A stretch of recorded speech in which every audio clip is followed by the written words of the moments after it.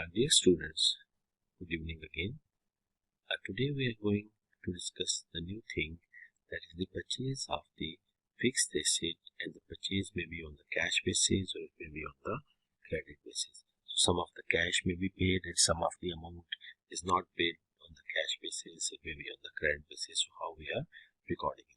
So first of all, where we have to go? We have to go to the accounting and we have to go for the chart of account.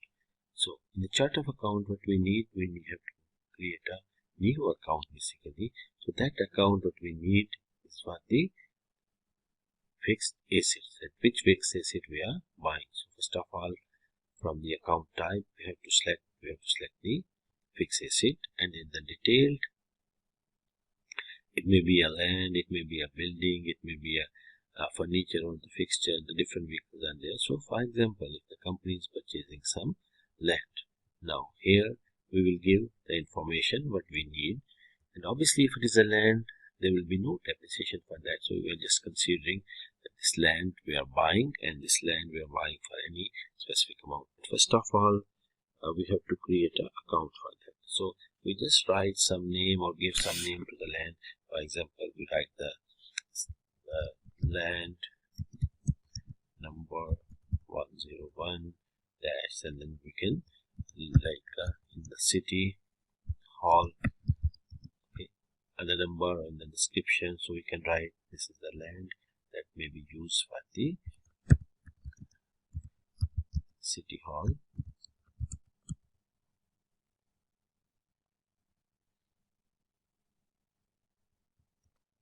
So we are purchasing some of the land near the city office hall, so it may be a land. So now we have to just create this account. We have to create, so we have option save and new, or we can save and close, because we have to create one more account that this fixed asset, this land is purchased for what? This may be purchased on the cash basis or on the credit basis. So what we have to do, we have to write the payable for that. So we just create the save and the new.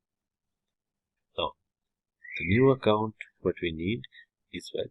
The new account will be for the payable. If you see, we have a payable like a non-current liabilities are there. So it may be a accrued holiday liability or non-current liability or liabilities related to asset or long-term debt or notes payable, other non-current liabilities.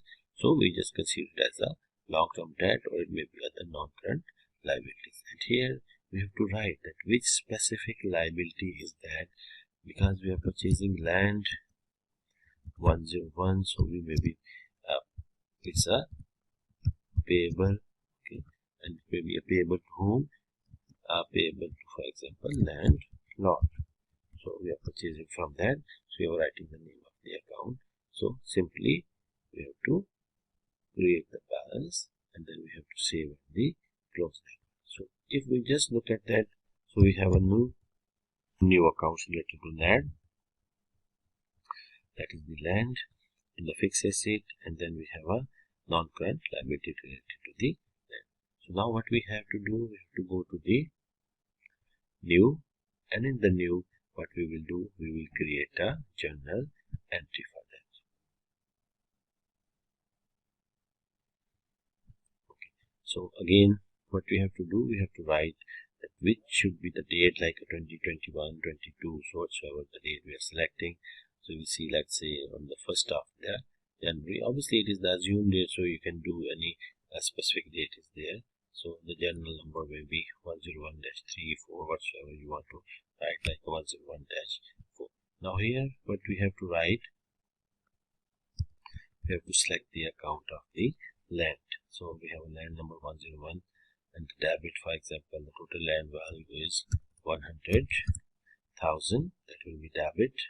And then now the credit may be again a land amount for the land payable, so that is the payable to the landlord. So the amount 60,000, for example, is the payable, and the remaining amount we have to pay through the cash. So we have to consider that the cash account is there or the bank account is there. The different cash or the bank equivalent accounts are there.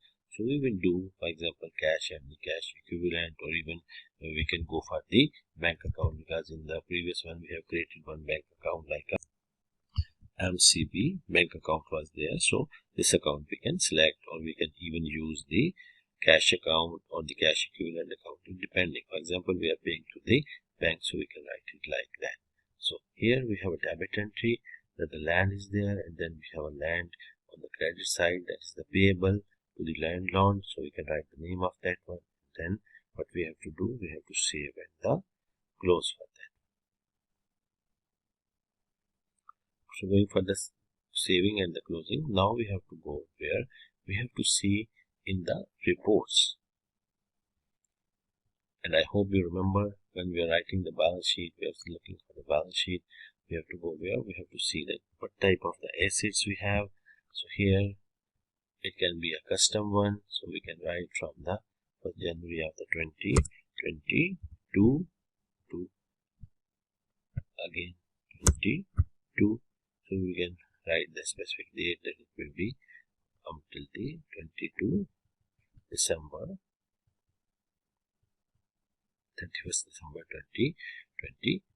So what we will do, we will search for the run the report. So if we run the report, if you see here, we have a different assets are there. So we have a land is there. So the land amount is how much? That is the 100,000 land amount is there. So this is what this is the total. In the total assets we have a land amount.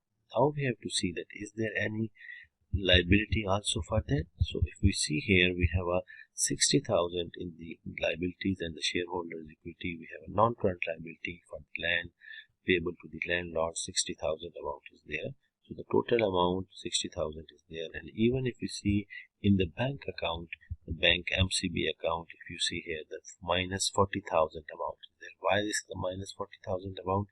Because we had no balance in the bank account, because we have created a new account. We just assume a dummy account and there was no balance, so it is considered as the negative amount, or we can consider it as a overdraft balance in the account. But this amount whatsoever we have entered in is shown in the statement of the financial position or the balance sheet. Like we have the total amount in the form of the land. So the land is available for 100,000, and then we have the total payable. The liability is also there. So the liability for landlord is 60,000.